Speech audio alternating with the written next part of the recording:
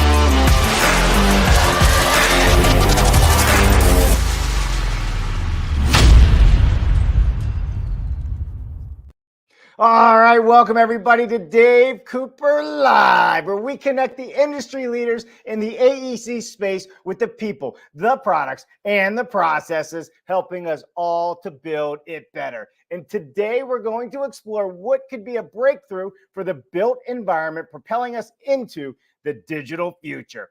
TEKNOBUILT is not just about new age technology, but also embedding an innovative management system that optimizes the entire project journey. Check out this pioneering approach to end-to-end digital transformation in capital infrastructure based on digital construction block methodology. But first, we can't do any of these conversations or have any of these super smart guests on our show without the support of our sponsors. So let's take a few moments and thank them, and then we're going to hop into it with Abhi. Forward Solutions Group is successfully driving companies to succeed where others have failed. Are you looking to start a factory, optimize your existing factory, streamline your production, or take your team to the next level? Whatever your needs are, Forward has a solution for you. Reach out to Ben at forwardsolutionsgroup.com.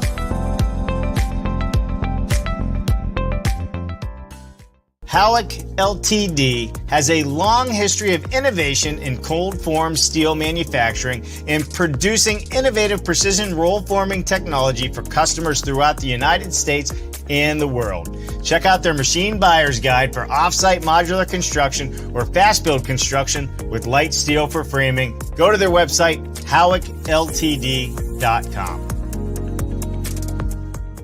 Brought to you by Greatech, one of the largest Autodesk partners globally and software developer of the PowerPack Advanced Design, Advanced Steel, and the StruxSoft product line. The complete solution to automate wood and light gauge steel framing, design, and documentation all the way out to CNC output, model, design, and manufacture with StruxSoft. Learn more at StruxSoftSolutions.com. All right. Again, thank you to all of our sponsors and supporting members out there and the community that supports us all around the world. We thank you very, very much. All right. Without further ado, let's bring Abhi onto the show. Abhi, how are you, my friend? Doing great. It's a good sunny morning over here close to New York, where I'm based. I know you're on New York. You're in Texas. You're all over the place. I saw you in Washington, D.C. at the Innovative Housing Showcase. Yeah, that was an amazing experience, and just being in the National Mall in the midst of like over 25 cool technology solutions, just talking about how we can build better housing infrastructure, and it was amazing and great to see you there too. Well, it's great to be there. We're fortunate enough to be working with the International Code Council, and HUD has us out there all the time. And you get all of the politicians. You get Dan Hardcastle coming through, who is a advisor to the Secretary of Housing, and then you get a lot of the Congress folks and senators coming through. How was your experience meeting some of them? It was fantastic. I think just the sheer exposure of the new innovation that's there, and we were very pleased to be selected. It is a very selective process to be there, and also take it to market, because we clearly saw an intent to expand the rollout of the technologies, make housing more affordable is the agenda, and build better communities. So it was great to be there, interacting with the whole multi-system, multi-ecosystem that's there. Yeah. Yeah, listen, I mean, you're shoulder to shoulder with NASA, who was there, and the U.S. Air Force, who was there with technology. So, I mean, it's the real deal. There's real things happening there. So I appreciate that. All right, but that's not what we're here to talk about today. We're here to talk about TEKNOBUILT. But before we get into TEKNOBUILT, Abhi, we want to know everything about you from the moment you were born to this very moment in time. Do not leave out any of the good stuff from the hospital, or we will have a family member on, and it could get quite embarrassing for you. But you only have 2 minutes to do it. Tell us a little bit about who you are and where you come from. Yeah, sure. I mean, actually, my dad was a scientist, and we grew up in a very scientific environment. And when I grew up, I went into finance and wanted to learn mathematics, both. So I ended up doing 2 masters, one in finance, one in mathematics from University of Chicago. And then I was building my way through the capital markets for over 15 years for a leading hedge fund, doing real-time algorithmic trading, analysis of data that is like millisecond to make real decisions that could impact millions of dollars of trading into the portfolio and managing that risk, all of that. So I was in the capital market, were totally different from the built environment. But at the same time, my brother, he actually went into engineering and construction. So for over the 25 years, he was with some of the leading engineering companies in the world. And he faced a lot of stress of delivering mega project. There were many missed deadlines, budget kept blowing up. He shared this with me, and he was working very passionately at a part of industry group to make things better. And I actually followed on his work on some of the weekends, and I got slowly intrigued by what they're doing, what are the best methods. Now, in 2015, he published a best practice that got adopted for optimizing engineering and construction sequences called advanced work packaging. But he knew that was not enough to solve the problem of visibility and predictability. So we teamed up together, and in 2018, I think what precipitated us is that we thought that this is high time that this industry needs to change. And within the 1 year I came into the built environment, I realized that things really need to improve. Otherwise we will end up consuming a lot of resources of the planet. How do we build sustainably? That's become the driving factor for us. And slowly we began to realize the massive impact our idea could have to build up a platform that connects entire process of projects, makes it highly more efficient, and we do it without wastage and harm to the environment. So that's where we are on this journey now. I mean, that's awesome, right? There's one problem that we've always had in this industry, and that was a system that does end to end, from conception through delivery, right? And we're talking conception, design, manufacturing, potentially, depending on who you're working with and where it's going, all the way through delivery. And I would imagine also maintaining the structures, correct? Exactly. So, and this stems a little bit if we go back 100 years. Actually, during the First World War, we did a lot of civil construction, and that's where Mr. Gantt came up with the famous Gantt method, which we all still use today exactly in the same way. Except that there's Gantt method, which is basically just saying, okay, here are the activities that need to be done. This is how we plan stuff, and we're going to execute that way. But for 100 years, projects have become incredibly complex. Gantt method works when you have your designer right there, you have labor right there, you have equipment right there. But when the complexity of moving everything comes through from, hey, where's the model? Hey, where's the material for this? Where is it being fabricated? Where's the on-site? All of that kind of falls through. And there was a lack of a data model, or if I can say a method of management from concept to delivery that has this industry has lacked for decades. And that's where we are shooting the solution right at that initial plan, initial concept. Okay, you got to get it right from concept, because execution is following the concept all the way and getting delivered in a particular sequence, that if you get it right from the first time, you can definitely unify a lot of pieces that have traditionally been very fragmented. Your company has been doing this now for quite some time, and you have a huge client, if I recall you telling me at the Innovative Housing Showcase, that has amazing results from the project. Can you give us a little bit of background on that, and then let's dive into exactly what this is?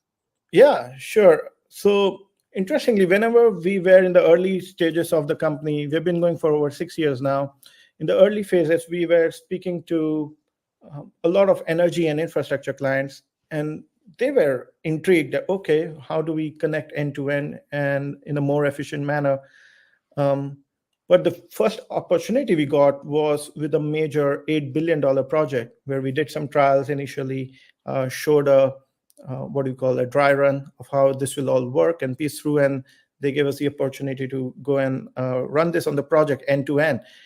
And it took time to connect all the pieces from planning, design, sequencing, fabrication, on-site. But I'm pleased to share the result. This in an $8 billion energy project, we've been running close to on time for over 3.5 years. And some of the studies we have been doing on the field with the civil structure and piping disciplines, we are seeing over 18.6% increase in productivity already. And this is not, the project is not yet finished. So some massive improvements coming that we've been seeing with some major clients. But there's not incredible. So almost a 20% return. Yeah, that's right. You know, I mean 18, but who's counting 1.5%, right? Let's round up. So that is impressive. And so tell me a little bit about how the project all came about. You know, like how did you sit down and design this? And then I want to get into who are the customers, you know, what industries are you focused on? And then let's walk through your presentation, because we do have a slide deck presentation where Abhi's going to kind of share some of the details on this. Go ahead, Abhi. Yeah, sure. So bringing it all together, it's basically we are stepping up a lot from the manual methods of planning. So how does a planner go and plan the project? Okay, you got to build this $8 billion project.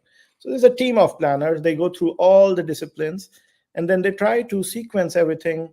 Okay, after the civil, it'll be steel, or it'll be piping. After that, where will the mechanical come in? Well, with the electrical, it's a complex facility people are building generally. And what we ended up doing is onboarding and speaking each of the disciplines. Hey, this is your existing tool. So every discipline kind of used around 4 to 5 different tools, sometimes more. And we needed to kind of bring it all together, unify it on the end-to-end basis so that it's visible to people in the whole value chain. And we did that incrementally with the workshop by understanding, onboarding them, building. Then at the same time, our tech team was very much up to the task of assimilating all of that and doing very fast loop of continuous improvement till we are sure that the construction manager is really happy with what he's seeing. Project manager has this visibility. Engineering manager knows where exactly all the drawings are, where is over 100 engineers are working.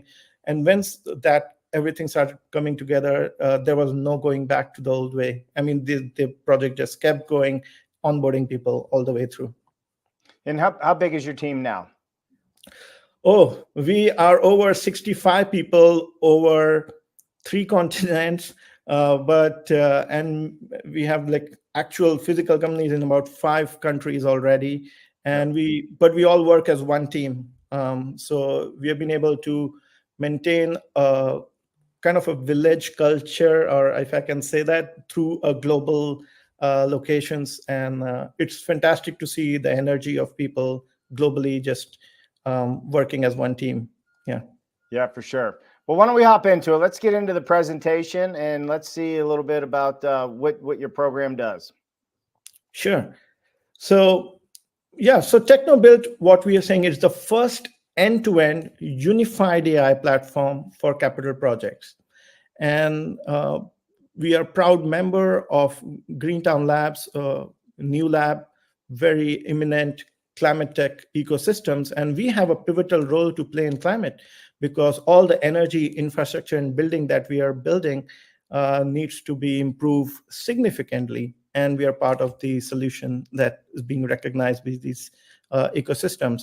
And I'm also pleased to share, David, before we were at the National Mall, we just a month back, we were in Denver at NREL. So the National Renewable Energy Lab recognized us as a top 5 growth innovation that the energy transition needs.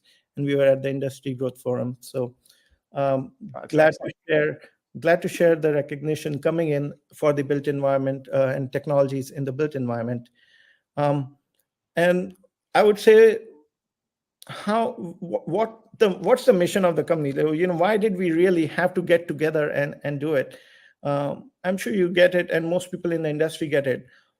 But what we really need to do is accelerate that digital future of a sustainable built environment. Because once we have representation digitally, we will achieve sustainably on the physical space. And our vision is, how will the world change when TechnoBuilt achieves its mission? Is we would have helped the world build better safely, smartly, sustainably. When that becomes the default way of working, that's what the mission and the vision that we see for the world of tomorrow, for the built environment. Yeah. Who is your client? So we're talking about build better. Is it capital projects? Is it single family? Is it manufacturing? Is it developers? Who's using this project? Yeah. So the core of our technology, how we unify products, comes from these digital blocks. That is like a representation of the physical asset you're going to be building, but it's a much standardized, and it's like a Lego block. So the design is such that it can fit in like Lego blocks, like digital Lego blocks. Now, we have solved it in the most complex industries first. So this is your energy process, industrial applications. So we have some Fortune 50 clients. We are working on Exxon and Shell projects that are using our solution. But also renewable energy companies have started using our solution. And from physical infrastructure side, we have some of the world's biggest data center companies now using our solution to cut down delays, because they're under huge time pressure to stop the delays in the data center projects. As far as our user goes, so since we are a platform which goes end to end, we have the asset owner or the developer who needs to use it for the visibility and the timeline predictability. But it's the engineering and the contractors who are working on it on a day-to-day basis, so that their work gets unified and more productive. So we have some of the world's best contractors also on the platform, also smaller contractors. So after solving it in the more complex projects, we have now taken on even housing projects with developers in the Midwest, and some in the Middle East as well, who are using our clients. So I have two sorts of clients. It's the asset owners and the EPCs and the contractors who are using our platform for different reasons. One is for predictability. The other one is for productivity. I love it. I love it. So, and I know we're going to get into it in some of these slides coming up. So maybe I'll let you run through it, and I'll hold my questions till the end. Oh, no, feel free to ask. But I mean, I really wanted to highlight the scale of the problem. That's why I kept this slide, is that this is a study from capital projects that are worth over $100 million. So on an average, it's all estimated. Most studies estimate over 80% delayed. I was involved in a rather small house refurbishment project, and I faced these same challenges on a much smaller level, but it was the same challenges. I needed to get the electrical contractor, the plumbing contractor, some of the builders, And there was frequent problem of material, rework, then communication. Okay, we said we were going to do this, but what ended up happening was something else. And so there's a design specification sort of thing. But just if you see how much it adds up, any benchmark study says 30 to 40% wastage in this industry. That's just sheer wastage. And we are not even talking about making it more efficient. This is just wastage. And this adds up to over $1.6 trillion of cost to the planet on resources. And to give a carbon angle to it, it's like a 1 gigaton of carbon emissions, which was really not needed. That's the kind of impact the problem is making on our planet. Yeah. And with your software solution, your digital platform, Yeah. by streamlining the end-to-end process, by finding the gray matter, I should say, in the middle, what are you seeing as, how much reduction are you seeing as taking a bite out of the crime, as I'd like to say, with the waste, per company? Because you're right, 30% of all houses being built ends up in a dumpster. Exactly. So straight at the outset with our current methods, we are seeing about a 20% improvement in productivity. So that's a lot of it is coming from reduction of waste, reduction of rework.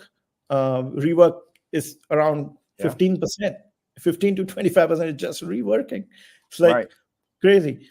But as we are now going into more in the AI space, and what AI is doing, I'm not talking about the on-site AI robots, or I'm just saying the AI in the whole supply chain. That is bringing tremendous efficiencies, reducing material wastage. There is a capability of the platform to add significantly more efficiencies to it. Yeah. So with the AI is actually finding these inefficiencies and pointing them out. How does the changes actually start to happen in the process, or is that automated as well? That is interesting. And that brings me to our next slide. So how do we reimagine this built environment? And what's the role AI is going to play in this newer built environment that we are reimagining? And how ultimately AI has got to make it safer, smarter, and sustainable. That's what it is. So if we look at the solution, when we are in a state of over budget and over timelines, and heightened risk, where risks are developing all the time, we are going to a more predictable process with the solution where your engineering, design sequences, supply chain, project management, visibility, on-site execution, safety automation, right down to the last person that needs to be in place in terms of putting the safety controls. All of this is now visible and predictable. Now, this is bringing the better management system. Now, what AI is doing is twofold within the system. One is, like how you mentioned, it is detecting all the inefficiencies, all the risks that are coming up. So it is kind of like more machine learning, that machine learning knows exactly where the error points are, and it's kind of predicting it now. So it is becoming more and more intelligent, understanding that, hey, your vendor information is missing here. Your crew is going to be at the site. They don't know how to install it. So it'll let you know 2 weeks earlier than what you would have known traditionally. It's going to let you know, hey, piping sequences of this fabrication that's going to be at the site will not support the labor that's there. So the crew sequences and supply chain sequences. So it's finding this risk early and mitigating that. That is saving a lot of float. So how are we making projects on time is because they have this float built in, and that float is the time to give a response if something changes. Now, traditionally, what happens, why 80% projects get delayed, is that float, we blow through that float, the changes are too big to handle, and then we never get the project back on time because it's got a cascading effect. So one is the machine learning piece that's doing that. Now there is another piece where AI can go to, but I will share it over the next few questions. Yeah. Perfect. Yeah. So, I mean, this is what's interesting about AI. A lot of people are worried that it's going to take jobs, but in reality, what I'm hearing from you is it's actually helping people be better. It's Ex- helping the company be better, and more sustainable, and it's really more of a tool than a threat. Absolutely. I feel for construction and the built environment, AI is a massive opportunity. Not really in terms of getting the human out of the loop. We are gonna need those skilled workforce. We're gonna need those smart engineers. We're gonna need those designers. At Yeah. the end of the day, you want to be sitting in a building that's been certified by an engineer who's got a professional license uh, on who signed off for it, right? What AI can do for construction is make this whole value chain really fun to work with and really more efficient. And that's where we will gain a lot of efficiencies for construction.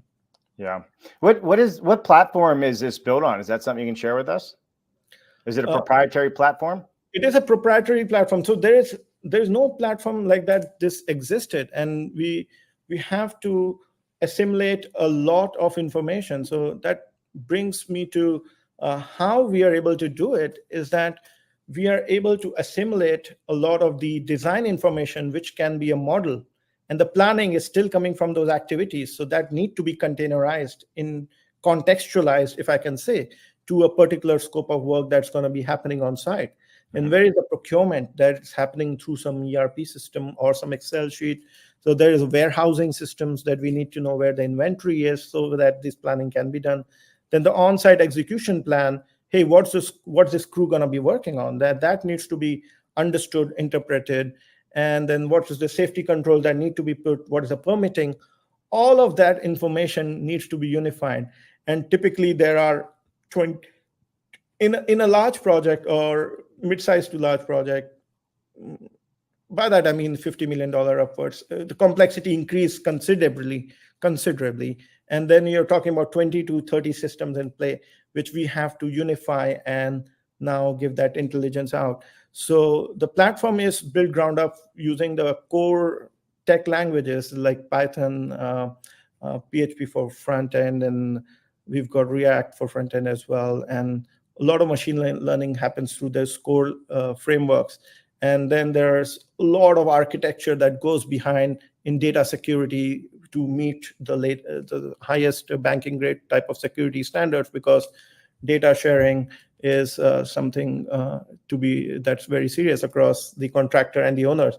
Yeah. And we have been able to achieve in certain places where the owner is there on the same platform and so is the contractor, but the owner cannot really see what the contractor doesn't want to share, and that's the data sharing agreement. The Right. owner can only see a weekly view where the contractor is seeing a daily view, and so the robust control need to be there. So there wasn't a platform like this. We had to build it ground up, and that's we had to use multitude of core technologies. And now we are using technologies like IoT to capture last mile data. We are using LLMs. Now that is large language models, which Mhm. are, for example, ChatGPT, Bard, or other OpenAI or other sources that are there. Similar to those, there are multitude of LLMs, and we are using some of those LLM technology now to understand the language of construction. So our platform is understanding that, hey, this activity is about excavation, and this is what really is needed, and then interpret it and use it to add more efficiency for the user over here. How is this system actually used in office and in the field? Is there a mobile application to this? Is it just integrated into their entire back end? How does one take a system like yours and bring it into their company without disrupting the entire company? Yeah, that is one of our biggest thing that we needed to solve quickly early on, the adoption, because it is definitely an industry that is resistant to change. Well, for that matter, any industry is resistant to change, and but we have to cater to a multitude of personas. We've got our site supervisor and our workforce who are trained technicians, and they know the job very well, but they're not going to flip around a lot sitting in a computer and clicking on stuff. And at the same time, we have more sophisticated PhDs who are doing a lot of structural analysis still, and they are using a lot of physical engineering modeling they need to communicate together. So our platform is caters to these different personas whom we are. So we have cleverly mapped what my project manager, what his typical skill set, or what they are comfortable with, what is my engineering designs person's skill set, what is my site supervisor, what's my field engineer's skill set, so that it optimizes their chain. And this and the solution kind of they use kind of naturally mirrors their day-to-day activities. So for a field supervisor, they are just using the mobile apps for safety at site. So they put the safety observation program over there. And then for progress, hey, or understanding the scope of work, hey, this is what's happened on the field. And then it is contextually geolocation mapped and all of it. So that's my field guy. But at the same time, my project manager is seeing a digital control tower that is a lot of analytics, and it is alerting to that early indicators of risk and how do we resolve, what's the action I can take to remove any blockers from my project right now. So they need to understand that very quickly, and that's what they're being able to do. So it's a multi kind of layer by the role, and it's fit for purpose for construction projects, and it's modular also in a sense. Now, the second part that you touched on is how do we assimilate it within the way of building of our organization, because any mature firm has systems and processes in place, which however look, a high level view, if you look at it, it may be inefficient, but it works, it gets the job done. Ultimately, you do get the job done. Now, in trying to make it more efficient, you don't want to rip and replace everything that they've got. So we've taken a very pragmatic approach here, where the platform is very modular. So you have engineering coming in, supply chain coming in, field coming in, safety coming in. All of them are modular.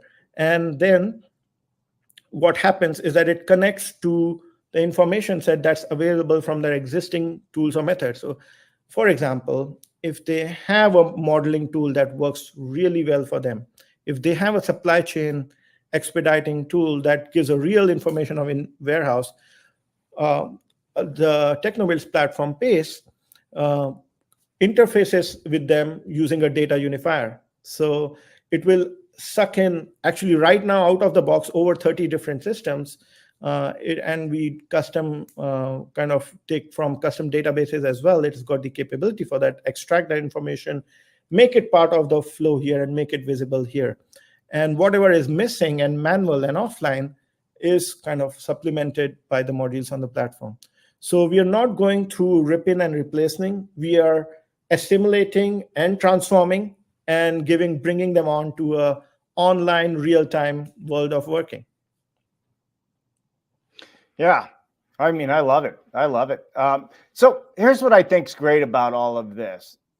It is being used by some of the biggest names around the world in industries. This is the key, in industries that are way more advanced than our industries, and they're finding efficiency. So to me, when I hear all this, without actually seeing the proof and, working on your team for years, it wouldn't make sense that the savings or the return on investment for our industry would be significant right out of the gate, because we have so much inefficiency. So when you have the likes of some of the bigger players, bigger developers using it, all right, that's one way. But when we're talking about, the oil and gas industry and some very other high-tech industries that are using it, there's a reason. And like I always say, it's not about reinventing the wheel. It's about utilizing what's already out there that people have already adopted and found results from, and bringing it to our industry. Exactly, Dave. And just echoing on the thought, the efficiencies that are possible are actually unimaginable. In the 60s and 70s, shipping industry used to be a total mess. They were shipping small boxes and carts through all ship. So frequently, a ship used to be on a port, just taking out the stuff, putting it back in, more time than it was sailing. It Right. was so inefficient. It's just packaging all of that together, all the small pieces, until we had Malcolm McLean, who revolutionized by standardizing the shipping container. And it took a decade or more than a decade for the industry to adopt it.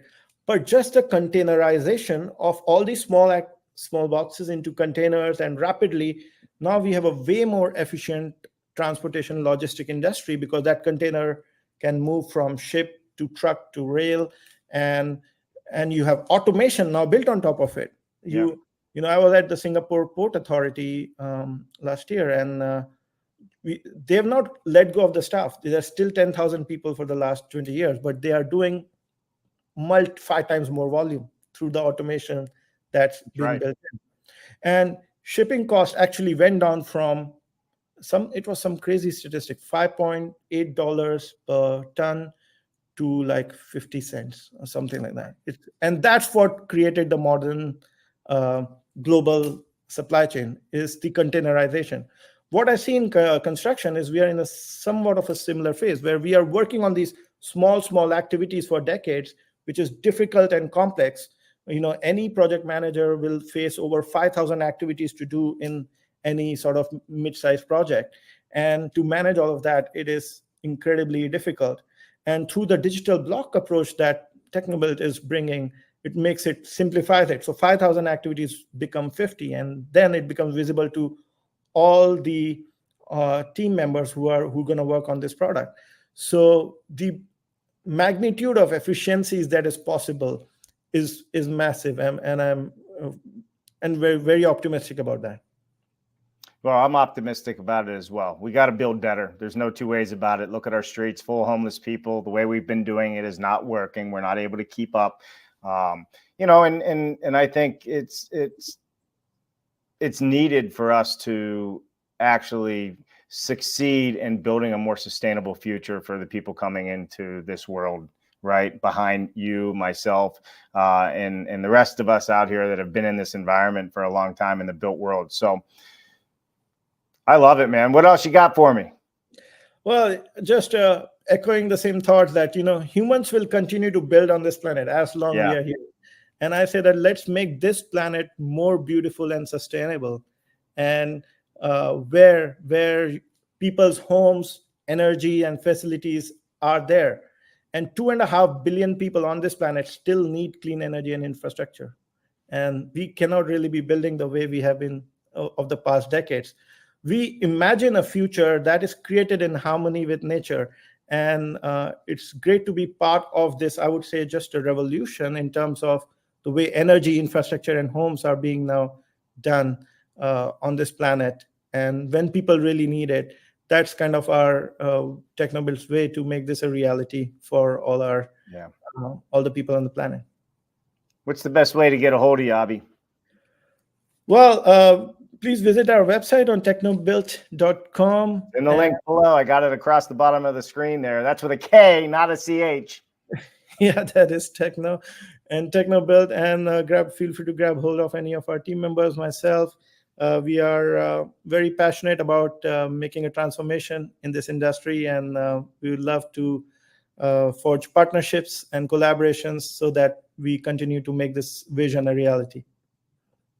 Listen, man, I think you guys are off to a great start. It was amazing meeting you in Washington, D.C. And for the rest of you out there, you better go next year, because this is the stuff you're missing on the Washington Mall. To include, you get to hang out with the NASA folks, which is cool. By the way, we got invited to come showcase what they're working on for housing on the moon. So you might find us at Langley, I think it is, in Virginia. So with that said, Abhi, don't go anywhere. Thank you so much for joining us today. And again, all the information for Abhi and his company is right in the ticker below.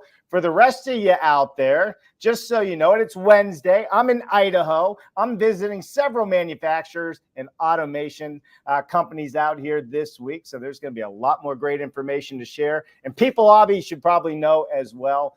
I'm Dave Cooper. I want to thank everybody for watching, and here's some more of our supporting members. Abhi, I'll come back to you after our outro. Thanks, everybody. Bye now. everyone. Thanks for the time. Take care. What an amazing show.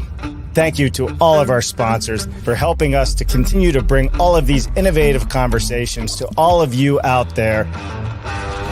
Please visit them, see what they have to offer you. And as always, subscribe to the YouTube channel and ring that bell. It would mean the world to us. I'm Dave Cooper. Thanks for watching.